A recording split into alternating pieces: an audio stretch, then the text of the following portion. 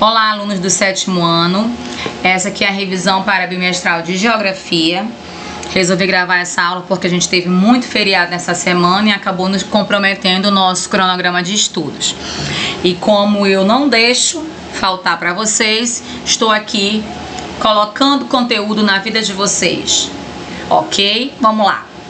No Brasil, a diversidade é uma palavra-chave quando pensamos em qualquer recurso.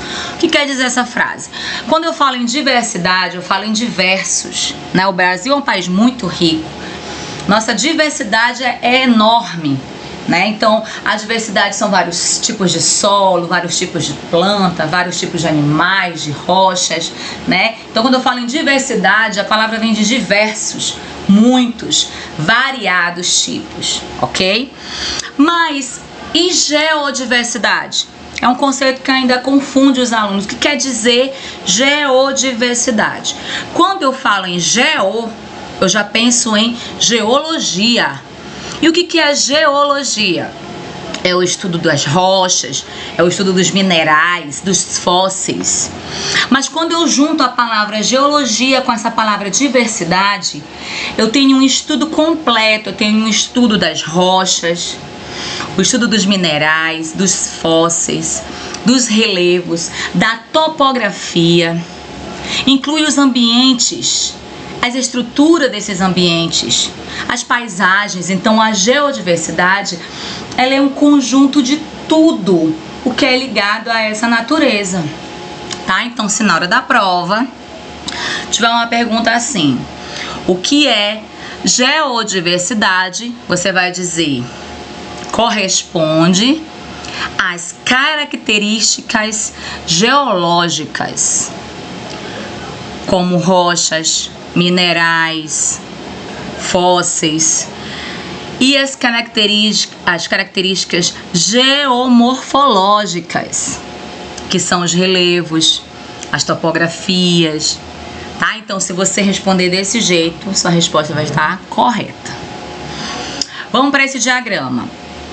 Complete o diagrama a seguir, enumerando os itens que compõem o conceito de geodiversidade. Se tiver essa questão aqui na prova, qual é o primeiro espaço? O primeiro espaço é latitude. E no segundo, polos. Equador. Desculpa, gente. O primeiro é latitude, o segundo é Equador e o terceiro são os polos, tá? Vamos lá. Eu vou completar aqui nesse, igual como eu tô completando nesse parágrafo aqui, ó. No geral, a biodiversidade diminui com o aumento da latitude. Ou seja, à medida que nos deslocamos do Equador em direção aos polos. Em áreas próximas à linha do Equador, as condições climáticas são mais estáveis ao longo do ano, com temperaturas mais elevadas e chuvas abundantes. Então, o primeiro espaçozinho é latitude, tanto aqui quanto aqui. Depois é Equador, aqui também. E aos polos, aqui também. Ok. Vamos para a segunda questão. Já está marcado as respostas corretas, mas eu vou explicar cada uma delas, ok? Vamos lá. As principais estruturas geológicas do território brasileiro são os escudos cristalinos e as bacias sedimentares. O que são escudos cristalinos? Escudos cristalinos são como jazidas de minério. São esses escudos cristalinos que assegura a mineração, a exportação, na verdade a exploração e exportação de minérios, né, como ferro, cobre, ouro, diamante, alumínio, né? O Brasil exporta muito esse tipo de minério. Então, no território brasileiro existe a formação geológica de vários escudos cristalinos. E as bacias? O que são bacias sedimentares? Quando eu falo em bacias sedimentares, eu estou falando em locais onde eu armazeno sedimentos, ou seja, pequenos restos de outras rochas. Isso é uma da grande estrutura que nós temos, assim, é uma característica do território brasileiro, esse tipo de estrutura, tá? Então, os estudos cristalinos, eles são extrações de minério, e as bacias sedimentares, elas são acúmulos de sedimentos, ou seja, outras rochas que vão se acumulando. Para essa questão, as principais estruturas geológicas do território brasileiro, você vai marcar escudos cristalinos e bacias sedimentares. Próxima questão. A formação geológica desempenha um papel vital na economia do Brasil, fornecendo recursos naturais e energéticos. Marque abaixo o que se tem de mais importante em relação aos escudos cristalinos. Acabei de explicar. Quando eu falar, quando você ler, quando você ouvir escudos cristalinos, você sempre vai remeter à exploração de recursos minerais. Tá? Então, são recursos minerais, são essas explorações desses recursos, desses minérios: ferro, ouro, diamante, alumínio, cobre, tá? Então, tudo isso remete a escudos cristalinos. Então, essa segunda opção, essa segunda questão, se cair na prova, vocês já sabem que eu falei para vocês que escudos cristalinos são recursos minerais, minério, ouro, ferro, diamante, tá bom? Minério. Próxima questão. Um detalhe importante sobre o Brasil é que a sua faixa latitudinal permite a existência de distintos climas, né? Diferentes climas e vegetações. Quais as outras características favorecem isso? Aí eu marquei a questão correta, que diz assim: o território brasileiro está localizado em quase sua totalidade, veja bem, em quase sua totalidade no hemisfério sul, em latitudes baixas, sendo inclusive recortado pela linha do Equador. Aí você vai dizer, peraí, mas por que essa questão certa e não as outras? Eu vou explicar. A questão B diz assim: o território do Brasil está localizado em quase toda a sua totalidade no hemisfério norte. Mas a gente vai lá ver o mapa. Vamos ver o mapa, né? Nós temos a linha do Equador aqui, que ele é um paralelo, né? Ele divide o nosso globo terrestre em norte, que é o de cima, e sul, que é o de baixo. Nós somos chamados de América do Sul. Estamos no hemisfério sul e não no hemisfério norte. Então aquela questão lá não pode ser verdadeira, porque diz que o nosso território está em quase toda a sua totalidade no hemisfério norte. Então eu já descarto ela. A questão C diz assim: o território está localizado em quase sua totalidade no hemisfério sul. Até aí estava certo. Em latitudes altas, espera aí, se atente, no Brasil não há latitudes altas. O Brasil dispõe de latitudes baixas. Então, por isso aqui está errado, tá? No Brasil não tem latitudes altas, são latitudes baixas. Então, já ignoro ela, também não é. Questão D. O território está localizado em quase sua totalidade no hemisfério sul. Até aqui estava certo. Em latitudes baixas, opa, também está certo. Sendo inclusive recortado pelo meridiano de Greenwich. Mas vamos ver o meridiano. Vamos lá. Tem o globo.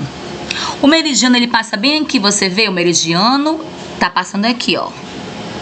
Ele nem toca no Brasil. Ele não corta o Brasil, ele corta o continente africano. Ele está bem longe do Brasil. Na verdade, o Brasil, as linhas que cortam o Brasil são os paralelos, né, que tocam o Brasil, é a linha do Equador e o Trópico de Capricórnio. Só. Então não pode estar certo. Ele nem chega perto do Brasil. Ele corta o continente africano. Então também está errado. E aí a gente continua. O território está... Questão B está errada, a gente já viu. Questão E. O território está localizado em quase sua totalidade no hemisfério ocidental. Mas olha só como a interpretação de texto é tudo. Ele diz assim: o território está localizado em quase sua totalidade no hemisfério ocidental. Peraí. Nós sabemos que esse meridiano aqui, ó, ele vai dividir o nosso planisfério, né? O nosso planeta em hemisfério ocidental e oriental. Nós aqui, ó, essa área é hemisfério ocidental. Toda essa área cortada por esse meridiano. Vejam bem, os paralelos, que são essas linhas aqui que vai de leste a oeste, ó, que é a linha do Equador, Trópico de Câncer, Círculo Polar Ártico, o Polar Antártico, o Trópico de Capricórnio, isso aqui são chamados paralelos. A linha do Equador é o paralelo mais importante que nós temos. Ele divide no meio o nosso planeta. Ele vai separar em hemisfério norte, que é o de cima, e separa em hemisfério sul, que é o de baixo. Por isso que ele é tão importante, ele faz essa separação. E o meridiano, que é o que vai de norte a sul, que é essa linha que eu tô passando aqui, esse cursor. Vou até pintar essa linha aqui, ó. Vocês viram que eu passei aqui o negócio? Essa linha é chamada de meridiano. E esse meridiano, ele divide o nosso planisfério em ocidental, que é esse lado aqui, e o oriental, que é esse lado aqui. Então nós, Brasil, território brasileiro, estamos todo dentro do Oriente, todo, não tem nada para fora. Nós estamos aqui dentro do Oriente. E a questão diz assim: em quase sua totalidade, não é quase, é toda. Por isso está errado. Por isso que a letra A é a certa. O território brasileiro está localizado em quase sua totalidade no hemisfério sul. Quase está correto, porque olha só, ainda tem uma partezinha aqui que tá no hemisfério norte. Essa parte aqui, ó, tá vendo? Ó, do nosso território ainda pega um pouquinho, né? Você concorda comigo? Ainda pega um pouquinho aí. E ele diz assim: em latitudes baixas, que é o correto, sendo inclusive recortado pela linha do Equador também. Tá aqui a linha do Equador, ó, passando bem aqui, recortando o nosso território. Então aquela questão é a correta, tá bom? Vamos para a próxima. A estrutura geológica da crosta terrestre é classificada considerando-se sua composição e origem rochosa. Ela é dividida basicamente em 3 tipos. Você já sabe que são escudos cristalinos. Você também já sabe que são bacias sedimentares. Aí você vai por eliminação. Mas veja bem o que é importante saber, né? Eu já vou por eliminação aqui, ó. Escudos cristalinos e bacias sedimentares. Não é a A. Escudos cristalinos e bacias sedimentares e áreas altamente erodidas. Peraí, não sei. Vou deixar essa daqui. Escudos cristalinos, rochas magmáticas e áreas altamente erodidas. Não. Tem que ser escudos cristalinos e bacias sedimentares. Letra D. Bacias sedimentares e rochas metamorfórmicas e rochas magmáticas, peraí, não. Então a única aqui que pode ser é a B, que fala dos estudos cristalinos e das bacias sedimentares, ou a E.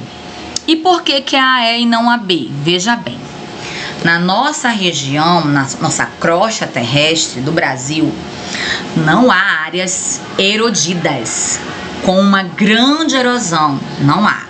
O que há são dobramentos modernos, tá? E o que são dobramentos modernos? Dobramentos modernos são estruturas geológicas muito antigas, formadas por um processo de sedimentação e erosão das rochas. Então, os dobramentos modernos são como se fossem pequenos morros, porque aqui a gente não tem, né, montanhas, nós temos montes, né? Então são pequenos morros, estruturas mais altas, formadas por outras rochas. Isso são chamados dobramentos modernos. Então a nossa estrutura geológica, ela é isso. Ela é escudos cristalinos, bacias sedimentares e dobramentos modernos, ok? Tendo essa questão, marque essa opção correta. Vamos para a próxima. Formações geológicas desempenham um papel vital na economia do Brasil, fornecendo recursos naturais e energéticos. Marque abaixo o que se tem de mais importante em relação a escudos cristalinos. Essa questão está repetida. A gente já até sabe, já falei. Escudos cristalinos, exploração de recursos minerais. Essa questão está repetida. Vamos lá, próxima questão. As fontes de energia podem ser classificadas em renováveis e não renováveis. As fontes renováveis incluem, veja bem, renováveis são aquelas que se renovam, elas não se esgotam. As não renováveis, elas não se renovam, ela tem um tempo para se acabar. O petróleo a gente já sabe, não é renovável, assim como o gás natural, que também não é renovável. O urânio, a gente já sabe que é um mineral, e o mineral acaba. Aí a gente fica entre o carvão e a água. E por que que eu marquei a água? Porque se no carvão fosse carvão vegetal, aí sim ele seria renovável. Mas sendo um carvão mineral não pode, porque o minério não se renova. Como nessa questão não foi esclarecido e especificado se era carvão mineral ou se era carvão vegetal, e eu só posso marcar uma da opção, eu escolho a água, que é a única fonte renovável que está aqui, né? Agora, se tivesse assim, carvão vegetal, o carvão vegetal sim é renovável, tá? Mas o mineral, ele não é renovável. Agora a água, gente, a água ela se renova, tá bom? Então ela é uma fonte renovável. Show de bola? Vamos pro próximo. O Brasil desperdiça um enorme potencial hidroviário. O que que é hidroviário? É o transporte dos rios, tá bom? Ao sul... eu tirei meu óculos agora, peraí. Vou ler. Ao subutilizar, eu acho que é subutilizar, eu acho que é isso, tá errado esse negócio aí. Os rios navegáveis e suas regiões hidrográficas. O transporte hidroviário no país aproveita comercialmente para cargas e passageiros. Apenas 30,9% de sua malha, olha só. Por quê? O Brasil poderia fazer mais uso desse sistema, né? Eu acho que o Brasil ele explora poucos rios na questão de transporte, né? A gente vê que é uma dificuldade maior em se transportar pelos rios. Pelas estradas, além de ser mais barato, ele é mais prático, né? Vamos dizer assim.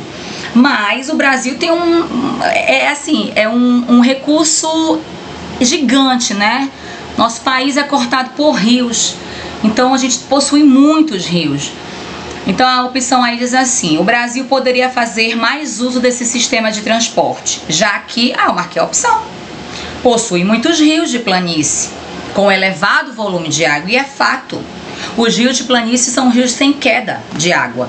E no Brasil o que mais a gente possui são rios de planície, com bastante água. Nossa, o Rio São Francisco, o Rio Amazonas, são rios planos, não há queda de água, tá? Então, por que eu marquei essa questão e não as demais? Vamos lá?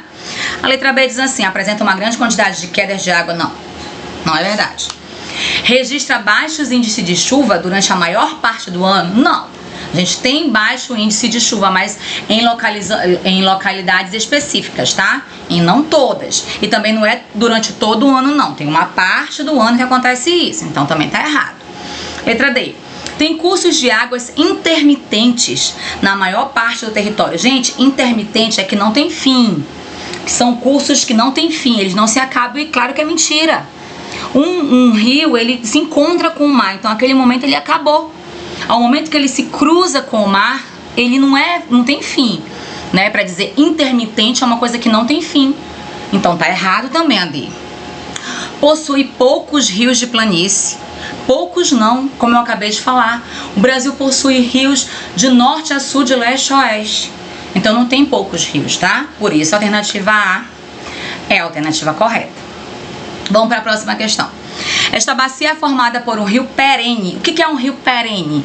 O rio perene é um rio que nunca seca, tá? Ele pode estar no período de seca, mas ele nunca seca. Ele é um rio perene. Quando você ouvir falar em perene, você já vai saber que é um rio que não seca, tá bom? Com água. Aí você vai dizer: ai, professora, mas rio, que rio que seca? Gente, tem muitos rios que secam. Principalmente em períodos de estiagem, pouca chuva, verão muito agressivo, os rios secam. Mas o perene não. O perene, ele tem lençóis freáticos. Ele tem também uma nascente que deixa ele ficar o tempo todo cheio, tá? Então o rio perene não seca nunca.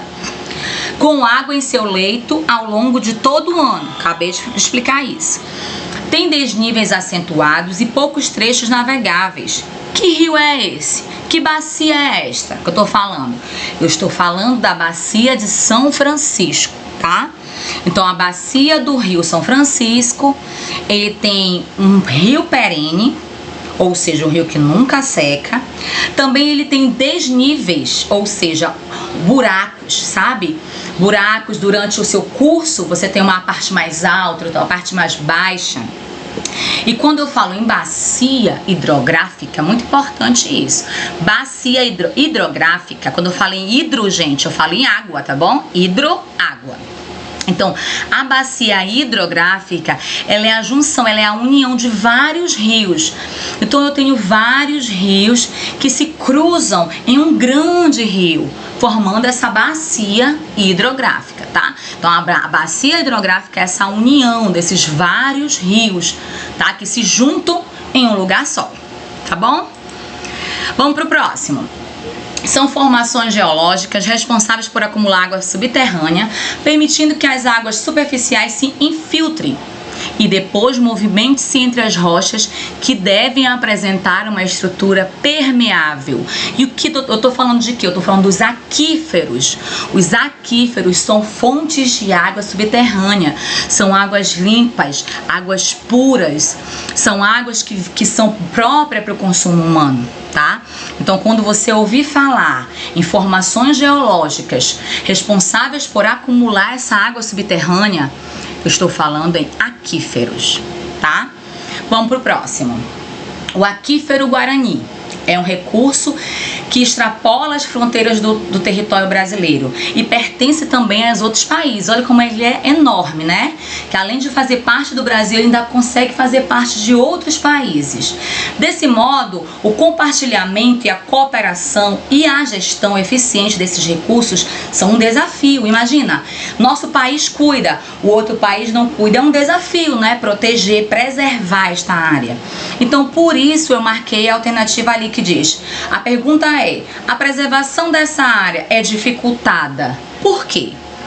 Porque, gente, essa água desses aquíferos, como eu falei, ela é uma água pura, ela é uma água límpida, ela é uma água própria para o consumo. Só que a atividade agrícola, as plantações, elas utilizam essa água de forma inadequada. Elas colocam em suas plantações fertilizantes, agrotóxicos, que acabam contaminando esses aquíferos, né? Porque, gente, como eu acabei de falar, os aquíferos, eles são águas subterrâneas, tá? Então, se eu planto em cima do solo uma plantação de tomate e começo a colocar pesticida, inseticida, fertilizante nesse tomate, é óbvio que aquilo vai para o solo. Aquele veneno está indo para o solo. E quando ele vai para o solo, ele vai ali contaminar a água subterrânea, que são os aquíferos. Então, um grande desafio é esse, é controlar essa contaminação, é tornar com que a população ela pense, né, reflita sobre as suas atitudes e as consequências dessa atitude. Então, com certeza, se cair esta questão na prova, você marque a letra C, que diz que a atividade agrícola ela dificulta, né, a preservação dessa área pela forma inadequada da utilização desses insumos, pelos fertilizantes e pelos agrotóxicos que são jogados no solo, contaminando assim esses aquíferos, tá bom? Vamos pro próximo. Eu esqueci de marcar ali, mas eu vou explicar. São processos geológicos que ocorrem na crosta terrestre. Eles incluem eventos como erupções vulcânicas. Veja bem, erupções ele vem do centro da Terra, né? Abalos sísmicos debaixo da Terra, que moldam o relevo e alteram a composição da litosfera. Quando eu falo em litosfera, eu falo da camada de solo da Terra. Litosfera é a camada de solo da Terra. E essas erupções vulcânicas, elas vêm do núcleo da Terra. Os abalos sísmicos, que são os terremotos, elas também acontecem ali do movimento da placa tectônica. Então, que agente é esse que são responsáveis por isso? Por criar essas montanhas, por criar as cordilheiras, que são cordilheiras, são várias montanhas, tá? Quando eu falo em cordilheira, são várias montanhas, uma do lado da outra, formando aquela cadeia montanhosa. Isso é cordilheira. Esse agente é chamado de agente interno. Veja bem, eu acabei de falar. Para haver uma erupção vulcânica, tem que haver um movimento interno. Para haver um abalo sísmico, um terremoto, tem que ter um movimento interno. Então, os agentes internos que são responsáveis por formar montanhas, por formar cordilheiras. Por quê? A partir do momento que há uma erupção vulcânica, o vulcão ele emite a lava, né, que se torna magma. Ao sair, se torna magma. E o magma, ao ser expulso daquele vulcão, ele vai cair sobre o solo. E esse resfriamento vai transformar esse magma, que é um líquido, em rocha. Pois é, continuando, né? Então, eu tive que dar uma paradinha aqui. Quando esses agentes internos, até me perdi, não sei nem onde é que eu tava, mas vocês estão me entendendo, né? Esses agentes internos, eles se moldam, sim, eu tava falando sobre o magma, pronto, lembrei.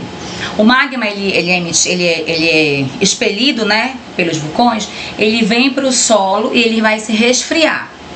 O resfriamento do magma transforma aquilo em uma rocha magmática, ou também chamada de rocha ígnea, né? Que aí o que acontece? Ela vai se transformando em uma rocha maior e aí vai criar aquilo ali um dobramento. Então modifica o relevo, né? Assim como um terremoto também modifica aquele relevo, cria montanhas, abre depressões. Então esses agentes são chamados de agentes internos, tá? Então aqui nessa questão, se tiver essa questão na prova, vocês marquem letra D, agente interno. A outra questão diz assim: são processos e fenômenos que atuam na superfície da Terra, modelando a paisagem e desgastando as formas geológicas, inclui a ação da água, vento, gelo, as variações de temperatura e a influência dos seres vivos. Quando eu falo em água, eu falo em vento, eu falo em gelo, eu falo em superfície, eu estou falando externo. Então a gente já sabe que aí a resposta é agente externo. Está fora do núcleo, ele está em cima da superfície, tá bom? E a próxima questão diz assim: sabemos que o relevo brasileiro é extremamente diverso, né?